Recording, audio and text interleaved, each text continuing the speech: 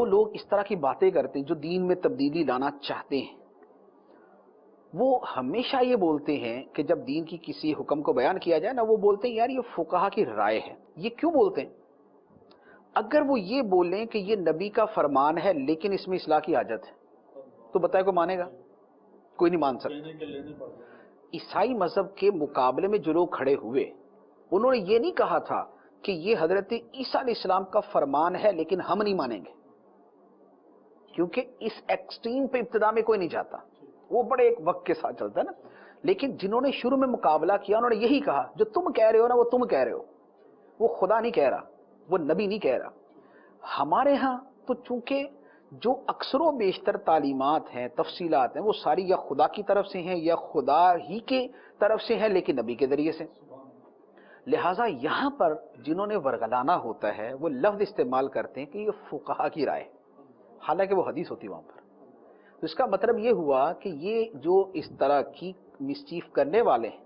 ان کو بھی پتا ہے کہ اگر یہ کہہ دیں گے نا کہ یہ خدا کا فرمان ہے، یہ نبی کا فرمان ہے، اور اس کے بعد بولیں گے کہ کچھ اصلاح کی حاجت ہے، تو پھر لوگ کیسے قبول کریں گے وہ پتہ ہی ہے، لہذا وہ اس کو گھما کے ادھر لے کے جاتے ہیں۔ اچھا، اب اگر حدیث کی بات کریں تو کبھی یہ نہیں بولیں گے کہ یہ حدیث ہے لیکن ہم اس کو نہیں مانتے، وہ یہ بولیں گے یا تھوڑا سا نا راویوں کے اوپر ٹرسٹ نہیں ہو رہا ہمیں نا، تو وہ تھوڑا سا راویوں پہ لے آئیں گے، تو یوں گھما پھرا کے چلتے ہیں۔ تو اب فرق یہ آ جاتا ہے کہ جو ریفارم کی بات کرتے ہیں، وہ دینی اسکالرز ہوں، یہ دینی اسکالرز بھی خواہ ڈیلیبریٹلی یعنی تعمدن، قصدن، جان بوجھ کے غلط کرنا چاہ رہے ہیں یا نادان دوست بن کے غلط کرنا چاہ رہے ہیں، تو یہ کرنا وہی چاہ رہے ہیں جو وہاں ہوا، لیکن وہ ہوگا نہیں۔ وجہ یہ ہے کہ ان کی تاریخ اور ہے، ہماری تاریخ اور ہے۔ ان کے ہاں اس قریب صدیوں کے اندر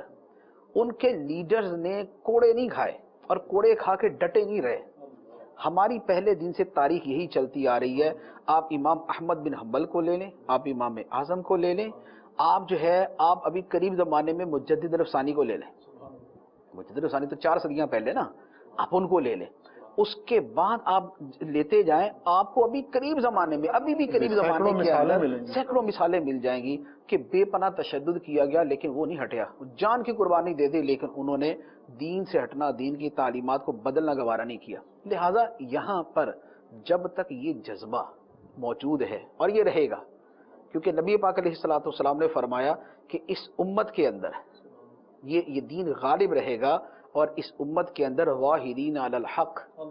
حق پہ قائم رہنے والے اور حق کا ڈنکا بجانے والے آتے رہیں گے صبح قیامت تک، یہ سلسلہ چلتا رہے گا۔